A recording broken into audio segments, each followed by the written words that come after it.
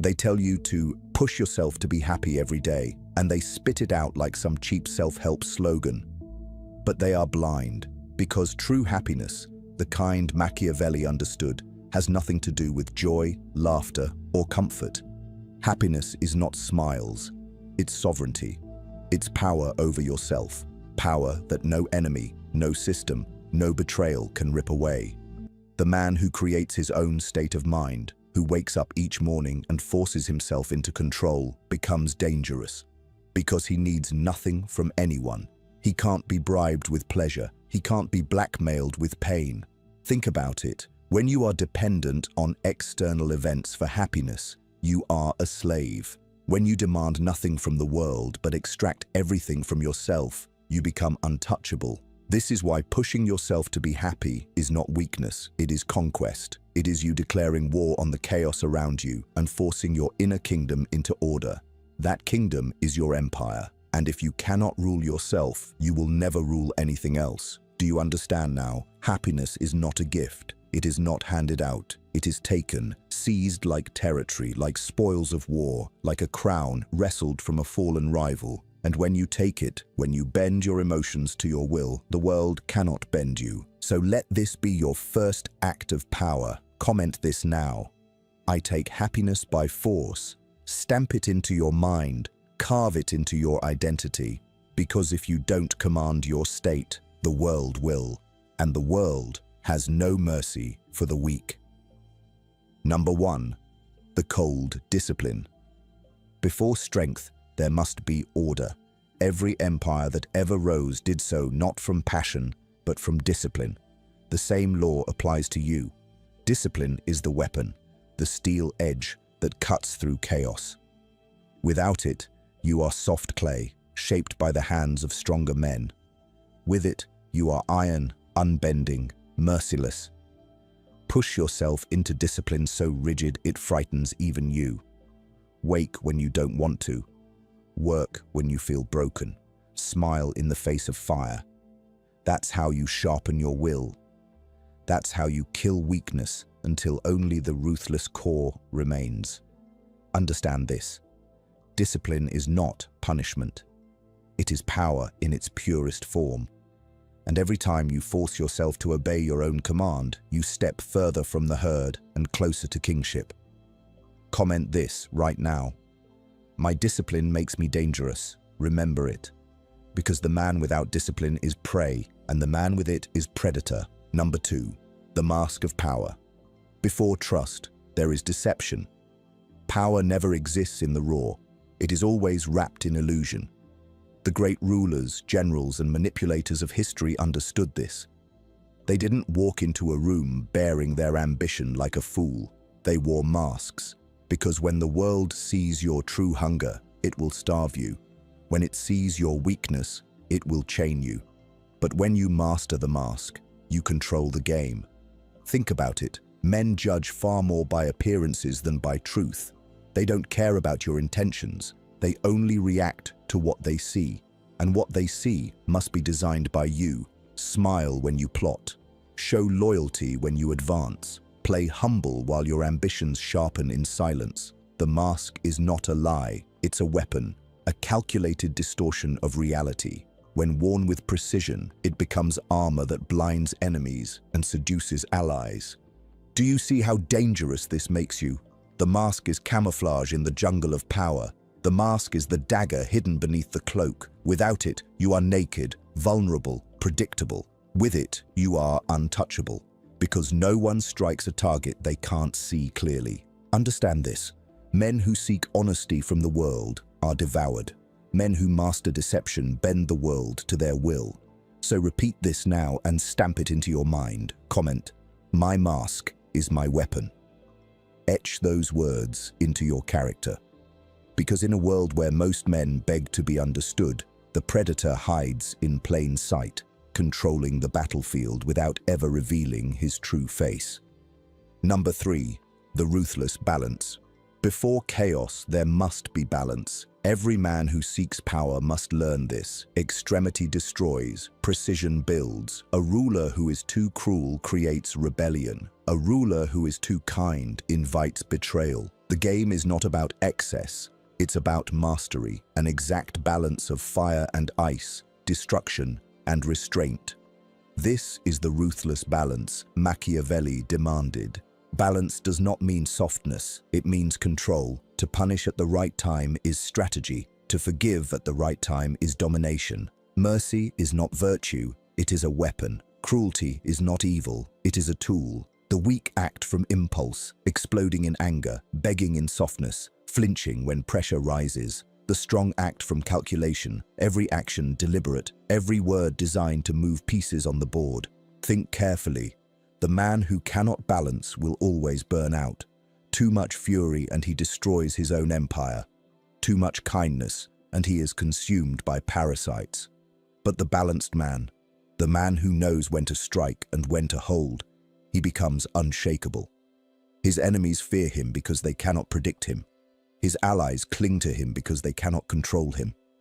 Understand this. Balance is not neutrality. Balance is not peace. Balance is the art of walking on the knife's edge, leaning into fire when it gives you power, leaning into calm when it protects your position. It is the highest form of control because it keeps you untouchable from both ends of destruction. The world will constantly try to drag you off that blade, into chaos, into emotion, into weakness. But if you remain balanced, you become immovable, a fortress of cold judgment, a storm that never wastes its power on anything less than conquest. Comment this now. My balance is my weapon. Let those words mark you, because only the man who holds ruthless balance can rule the battlefield of life without ever collapsing into it. Number 4. The fortress within. Before conquest, there must be defense. A man who dreams of power but fails to guard his own mind is nothing more than a pawn waiting to be sacrificed. The world will not simply hand you peace. It will invade you at every moment through fear, temptation, manipulation, betrayal, and the false comforts designed to weaken you. And if you do not build a fortress within, you will fall before you ever have the chance to rise.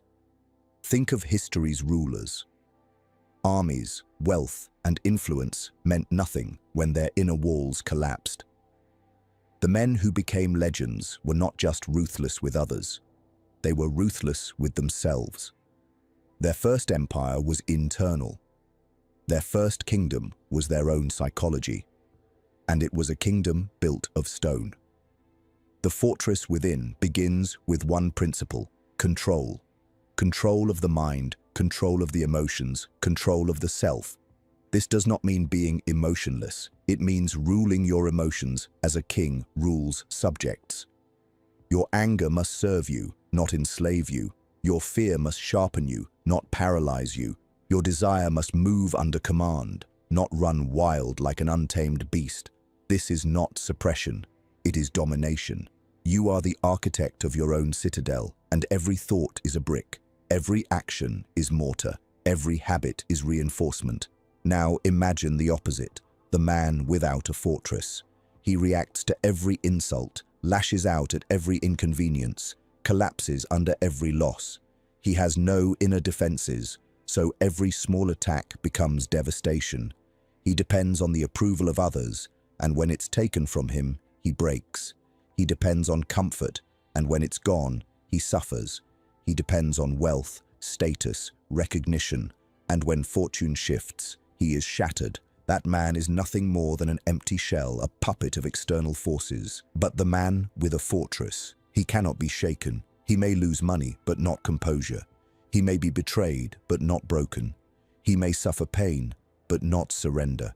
He is untouchable because he has already conquered the battlefield within himself. His power does not come from the world. It radiates outward, unmovable, unshakable, unbreakable. Understand this.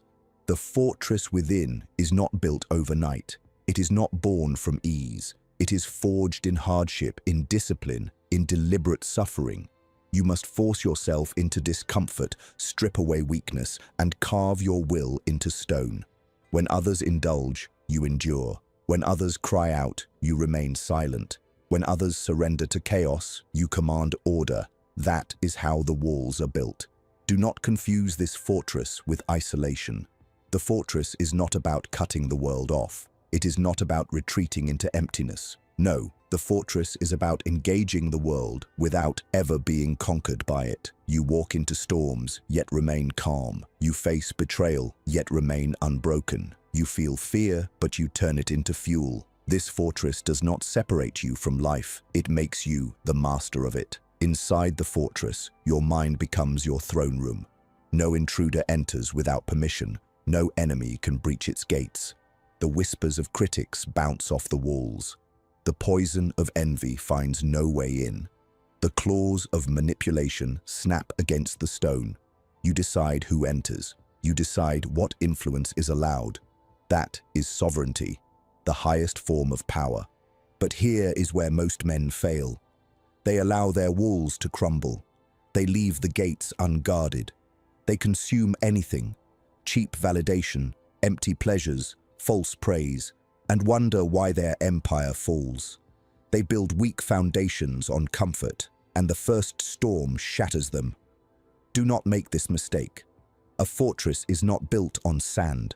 It is carved from the bedrock of discipline and pain.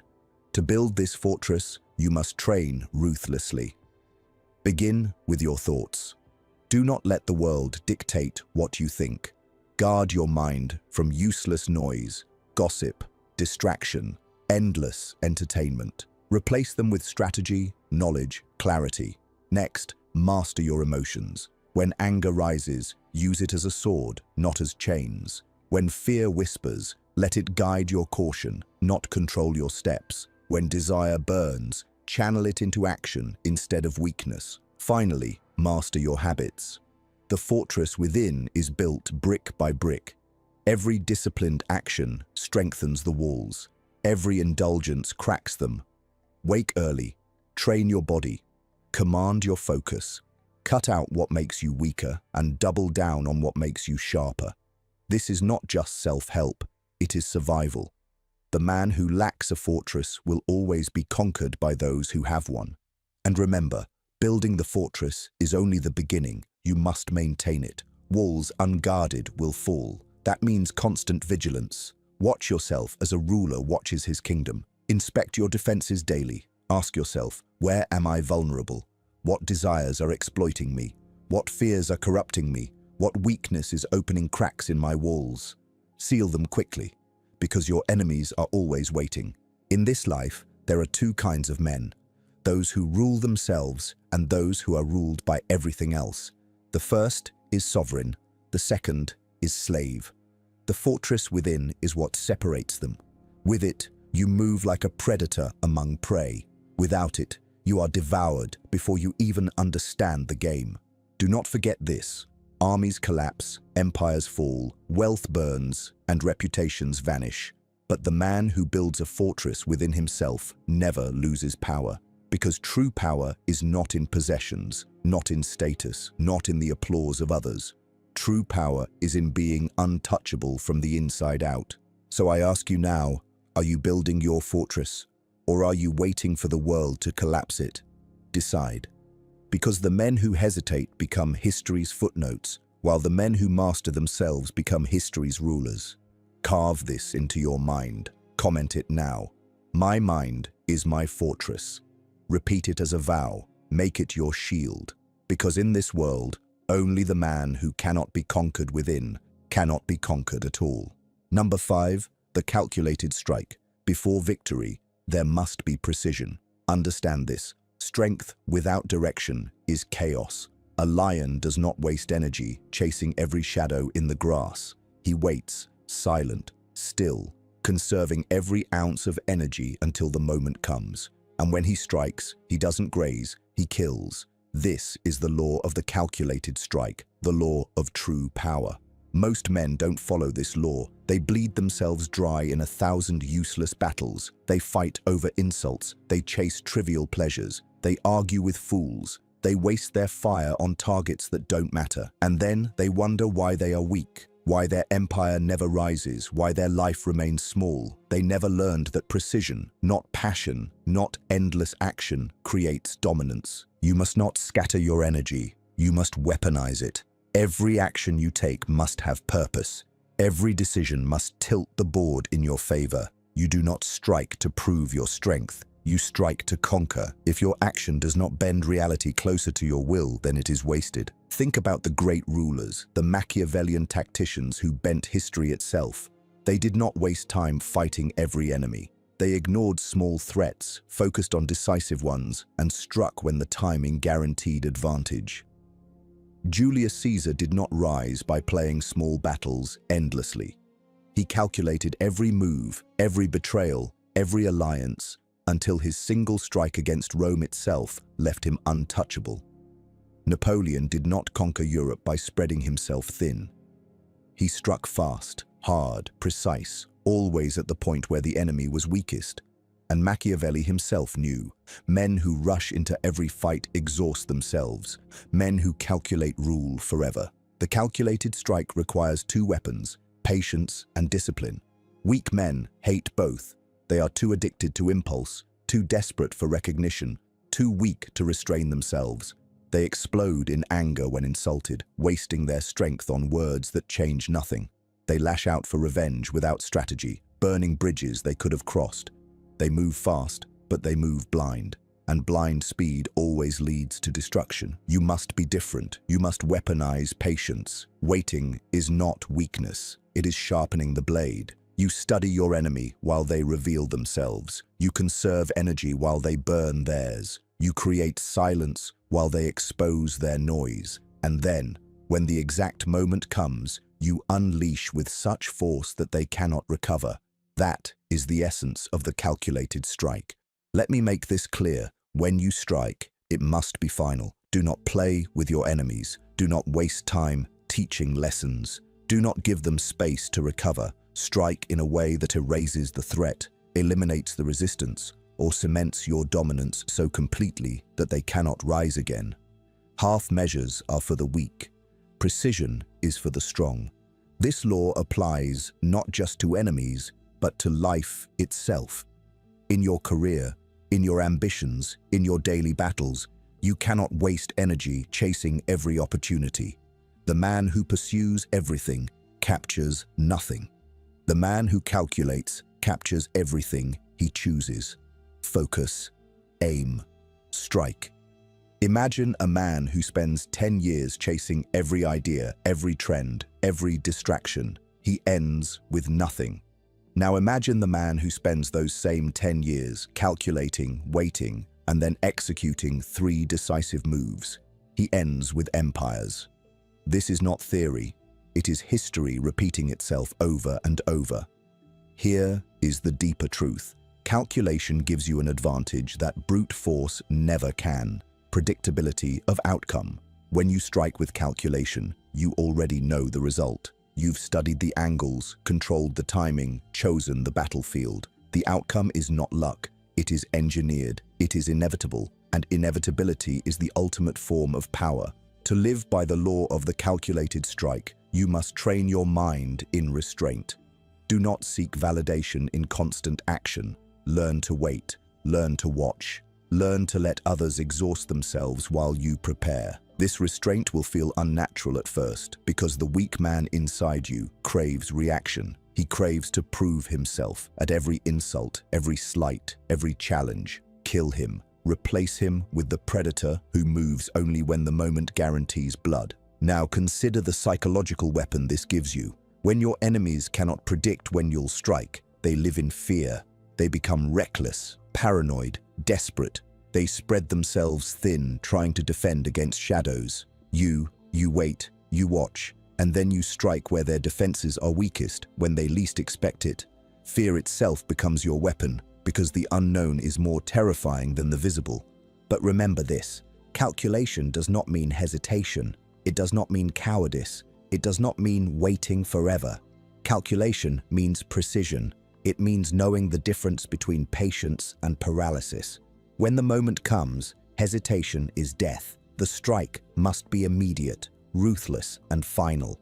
If you hesitate at the moment of truth, all your calculation collapses. So how do you train this law into your blood? Start by mastering silence. Stop announcing every move. Stop revealing your plans. Let others talk. Let them expose themselves. Then build your patience. Delay gratification. Deny the urge to respond instantly. Train yourself to wait for maximum effect. Finally, sharpen precision. Every action you take must be intentional. Every word must shift perception. Every move must bend reality. The calculated strike is not just strategy, it is psychology. When you live this way, people sense it. They see that you are not impulsive, not scattered, not desperate.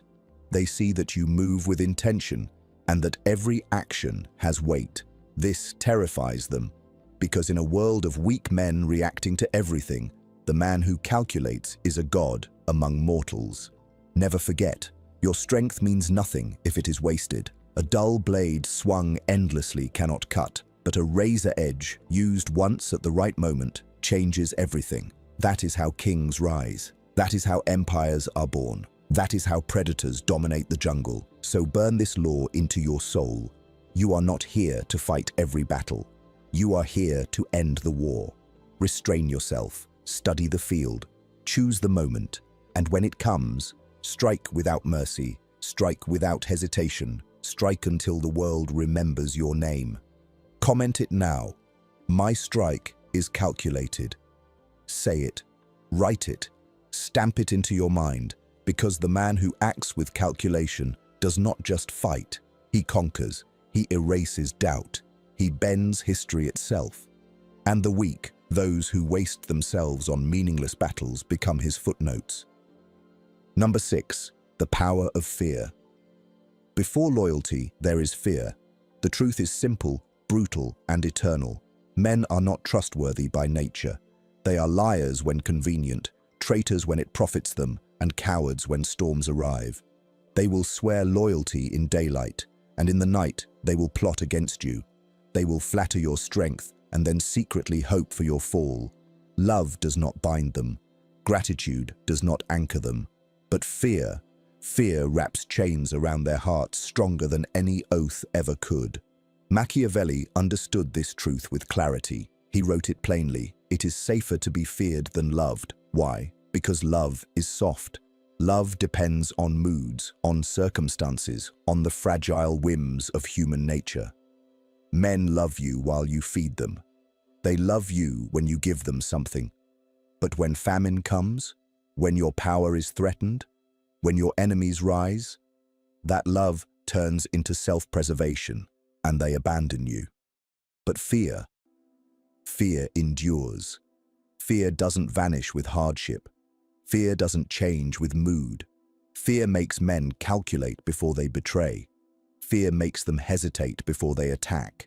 Fear holds them still when their instincts scream to run. It is not affection that keeps men in line. It is the quiet knowledge that disobedience will cost them more than obedience ever could.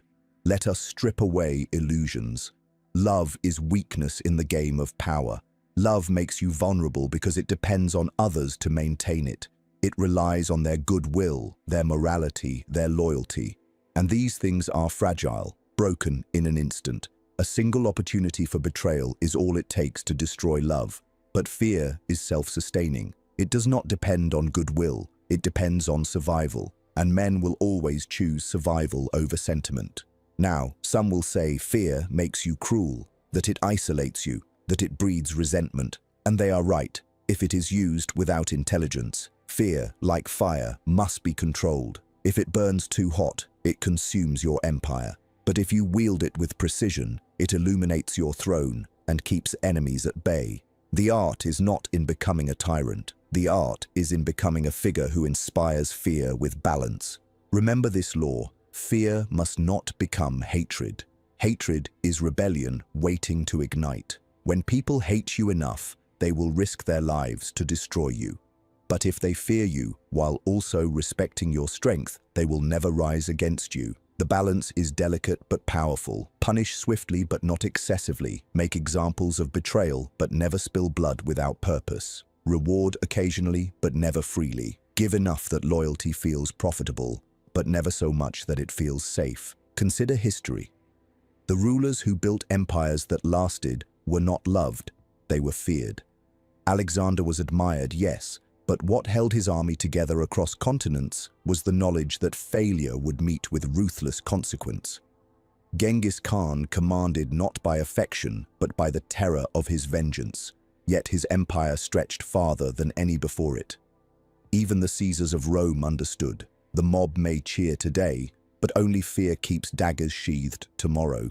Fear creates order where love breeds chaos.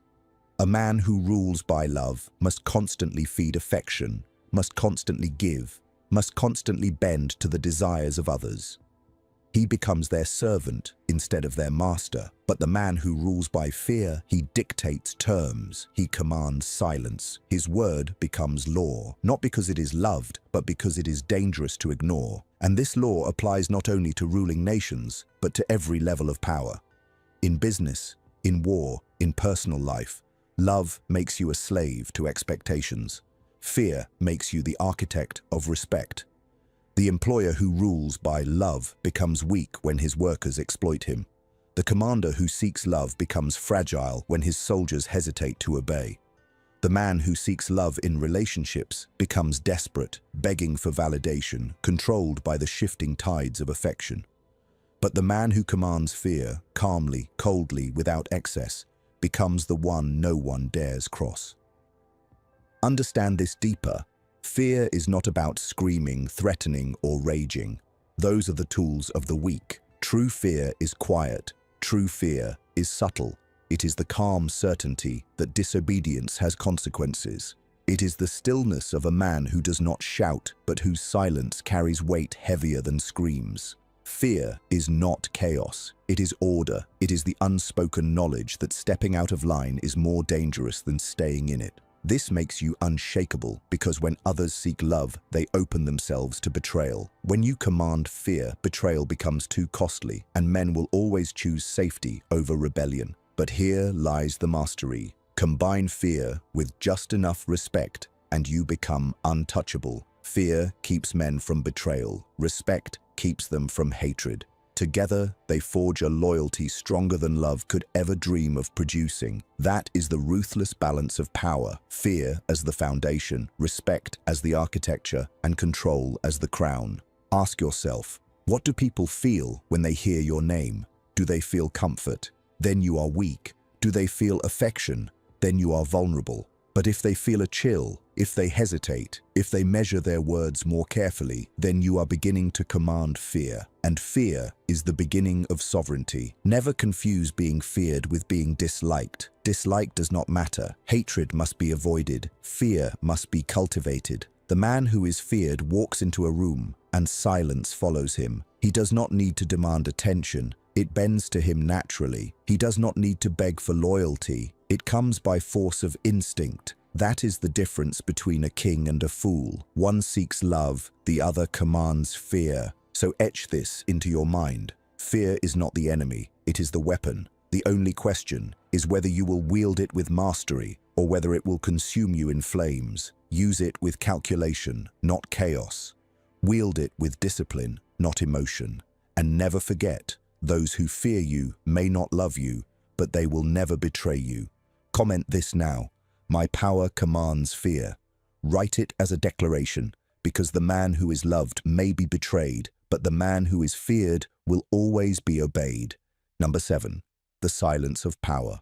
Before influence, there must be silence. The world worships noise. Look around you. Men scream to be heard, to prove they exist, to beg for validation. They shout opinions online. They broadcast every move. They cannot breathe without announcing themselves. They confuse volume with power. But the truth? Noise exposes, silence conceals, and the man who conceals commands. Noise is the weapon of the weak. It is desperation wrapped in sound. The man who speaks constantly is bleeding power with every word. He reveals his desires, his fears, his strategies. He gives his enemies weapons simply because he cannot master restraint.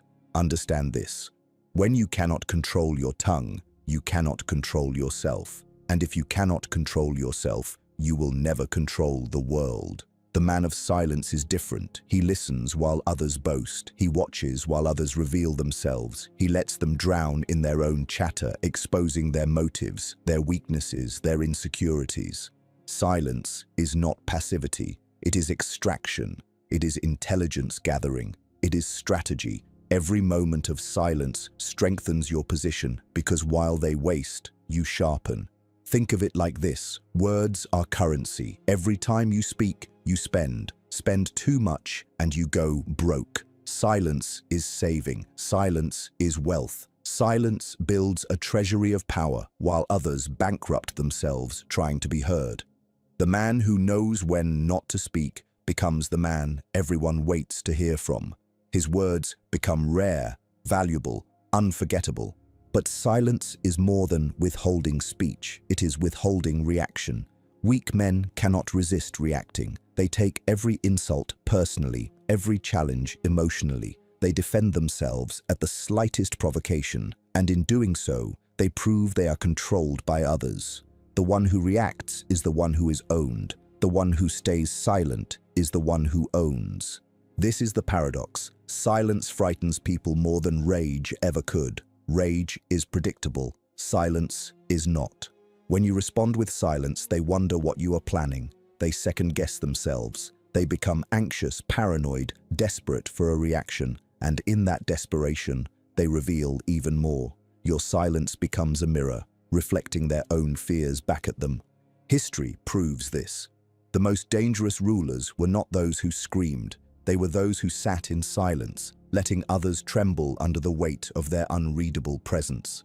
Genghis Khan didn't need to shout. His silence before battle froze men in terror. Stalin's silence in meetings was infamous. Men would talk themselves into ruin because they could not stand the void. Even Machiavelli himself warned, men judge more by what they think you are than by what you truly are. And silence allows them to imagine you are anything, even a monster far greater than reality. Psychologically, silence creates an aura. It is absence that feels like presence. When you say little, every word you do say carries weight. When you reveal nothing, everything you do reveal feels calculated. This aura unsettles people, makes them lean toward you, makes them wait for you, makes them follow you. The man of noise is ignored. The man of silence becomes magnetic. Now let me be clear. Silence is not cowardice. It is not weakness. It is not hiding. Silence is weaponized restraint. It is active, not passive. It is a choice, not an accident. There is a difference between silence born of fear and silence born of power. One hides because he is afraid to speak. The other withholds because he knows he does not need to. Use silence strategically. In negotiations, let the other man speak first. In conflict, let the other man reveal his anger. In conversation, let the other man fill the gaps. He will expose himself over and over, simply because he cannot endure the weight of your quiet. And when he has shown his hand completely, you strike. That is the silence of power. But silence has another effect: projection. People cannot handle empty space, so they project their own thoughts, fears, and expectations into it. When you stay silent, they imagine what you are thinking. They imagine what you are planning. They build stories in their own heads about you, and often, those stories make you seem far more powerful than you actually are. Silence lets their own mind do the work of intimidation for you. Think about that. You don't even need to be as strong as they think you are. Your silence makes them invent a stronger version of you in their heads. And once they believe it, it becomes real. They behave as if it's true. That is the psychological brilliance of silence. It multiplies your power without you having to move. But here's the warning: silence must be balanced. Silence without presence becomes invisibility. You must combine silence with calculated action. Speak rarely, but when you speak, let it be sharp, clear, undeniable. Act rarely, but when you act, let it be decisive, ruthless, final. That combination makes you unstoppable. Silence creates anticipation. Action delivers shock. Together, they forge legend. So train yourself. Kill the weakness that seeks validation through constant speech. Destroy the habit of defending yourself against every slight. Eliminate the compulsion to overshare. Instead, let your silence do the work. Sit in it. Own it. Let others crumble under the weight of it.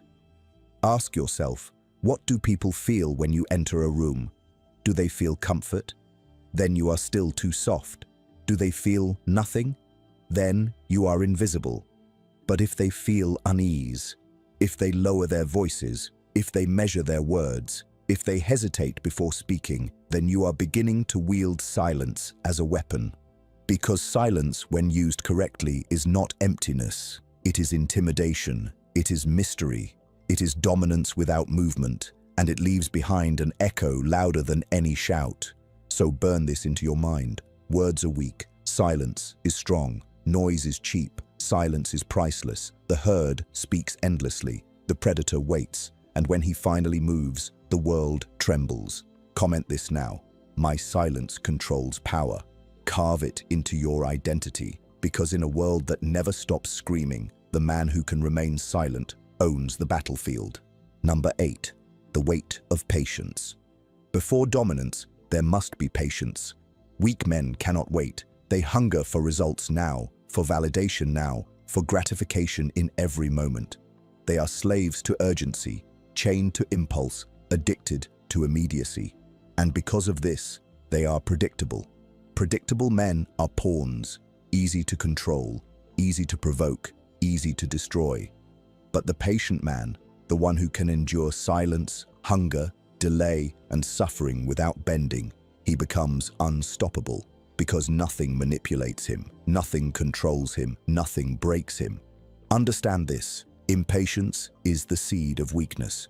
It is what makes a man settle for less than he deserves. It is what drives him into traps. It is what exposes him to predators who know how to bait him with shiny distractions. The impatient man cannot build empires because empires are not forged in minutes. They are built in decades of focus, strategy, and cold endurance. The impatient man burns out. The patient man conquers. Patience is not passivity. Do not confuse them. Patience is discipline sharpened into a blade. It is controlled stillness. It is readiness, not inactivity. The patient man is not idle. He is waiting, measuring, preparing. He is holding back his fire until the target is exposed, until the strike guarantees victory. The world mistakes his silence for weakness, but in reality he is gathering strength. When he finally moves, he does not miss. Think of the predator in the wild. The tiger does not leap at every sound. It waits, it studies.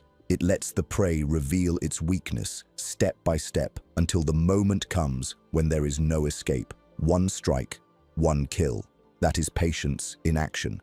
And this is the law you must live by. Do not waste your energy chasing every opportunity. Wait for the right one, the decisive one, the one that shifts your entire reality in your favor. The impatient man is a slave to temptation. Offer him a quick pleasure, he takes it. Offer him fast money, he jumps. Offer him cheap recognition, he sells his soul. He cannot endure hunger, so he feeds on scraps. He cannot endure silence, so he shouts nonsense. He cannot endure waiting, so he settles for mediocrity. The patient man, he starves until the feast. He waits until the throne. He endures silence until the world is forced to listen. Patience is power because it bends time itself to your will.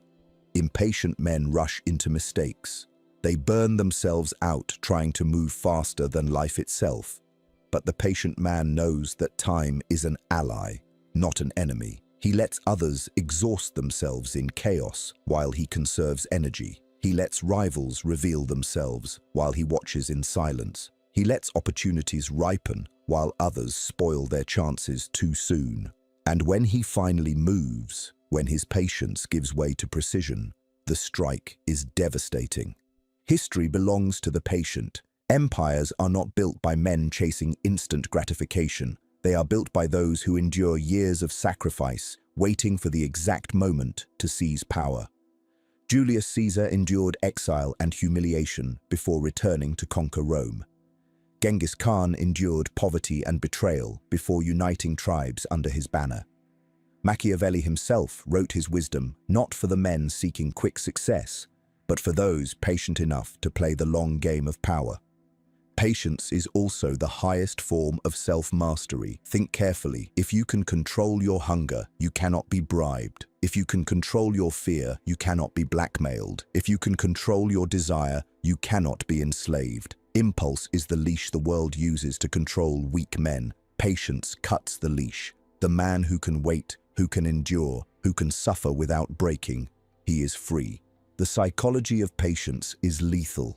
Impatient men are open books. You can predict their next move, manipulate them with ease, corner them without effort. But the patient man is a ghost. You cannot rush him, you cannot provoke him, you cannot bend him. He moves when he chooses, not when you push. And that unpredictability terrifies his enemies, because nothing is more dangerous than a man you cannot control. But here lies the mastery. Patience must be active, not passive. Waiting without preparing is weakness. Waiting without strategy is laziness. The patient man is not asleep. He is awake, alert, sharpening his weapons, studying his enemies, building his empire brick by brick. He delays gratification not because he is afraid, but because he knows the value of timing. Timing is the hidden weapon of patience. Strike too soon and you fail. Strike too late and you miss. But strike with perfect timing and you cannot be stopped. Train yourself in patience the way a soldier trains with weapons. Delay gratification daily. Resist the urge to explain yourself. Defend yourself. React to provocation. Learn to starve while others feast, knowing that your feast will come later and it will be greater. Build discipline so strong that waiting feels like strength instead of suffering. This is how patience transforms from a burden into a weapon. And remember, patience is not only about waiting for opportunities, it is also about enduring adversity. The impatient man collapses at the first sign of hardship. He abandons his path when storms arrive, but the patient man sees storms as part of the game. He endures without flinching. He knows time wears down all resistance. His enemies exhaust themselves trying to destroy him, while he stands still, unbroken, unmoved. And when their strength is gone, he steps forward, untouched. Ask yourself this: are you ruled by time, or do you rule time? Do you demand everything now and weaken yourself in the process? Or can you wait, endure, prepare, and strike when the exact moment arrives? Your answer determines whether you remain prey or whether you rise as predator. Patience is weight. It is gravity.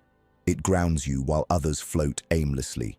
It anchors you when storms rage. It makes you immovable in a world addicted to speed. And when you finally unleash your patience into action, the weight of it crushes everything in its path. So burn this into your mind. Impatience is weakness. Patience is power. The man who cannot wait is controlled. The man who waits is feared. And the man who waits long enough inevitably wins. Comment this now. My patience makes me untouchable. Write it as a vow. Because the man who can wait is the man who cannot be broken. And when the world exhausts itself, when rivals destroy themselves chasing scraps, you will still be standing, silent, patient, inevitable. Number 9. The untouchable man. Before legacy, there must be transformation. All of this, discipline, the mask, the fortress, silence, patience, it is not theory. It is not philosophy for scholars. It is the path to becoming untouchable. The man who bends his mind to this law no longer belongs to the herd. He no longer answers to moods, to chance, to weakness. He becomes a sovereign being, commanding himself first, and through that, commanding the world. The untouchable man cannot be bribed because his happiness is forged within. He cannot be manipulated because his discipline holds. He cannot be betrayed because he wears the mask of power. He cannot be shaken because his fortress is stone. He cannot be baited because his silence suffocates noise. He cannot be rushed because his patience bends time itself. He is no longer at the mercy of others. He becomes the storm, the shadow, the iron law of his own life. Do you see what this means? The untouchable man is free. free from the traps of love that fade, free from the chains of desire that enslave, free from the illusions that bind the herd. He lives by calculation, not impulse, by control, not chaos, by dominance, not dependence. And because of this, he becomes feared, respected, remembered. This is the man you must become, not the one who begs for peace, but the one who commands it, not the one who seeks approval, but the one who shapes reality. The untouchable man does not ask the world for permission. He takes what he wills, and the world yields because it cannot break him. Ask yourself, will you remain prey, or will you rise as predator? Will you live as a man moved by the tides, or as the tide itself? The choice is yours, and the world does not wait. So declare it. Comment it now. I am untouchable. Say it like a vow, because once you master yourself, no one can master you.